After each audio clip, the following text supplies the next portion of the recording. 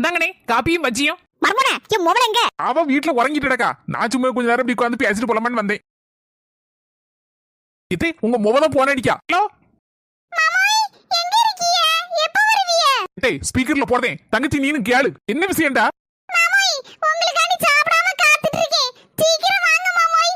அம்மா என் மொபைலுக்கு புருஷன் மேல என்ன பாசம். புருஷன் வராம திங்கி விட்ட போல இருக்க. டேய் அவசரப்படாதீங்க. பாருடா நான் இப்போம்ல வந்துட மாட்டேன். சாயந்தரம் போல ஆவோ. என்ன மாமா இப்படி சொல்லுதியா? நேரத்துக்கு நேரம் சாப்பிடணுமா? உங்களுக்காண்டி நானும் பசியும் பட்டினியுமா காத்து கிடக்கம்ல.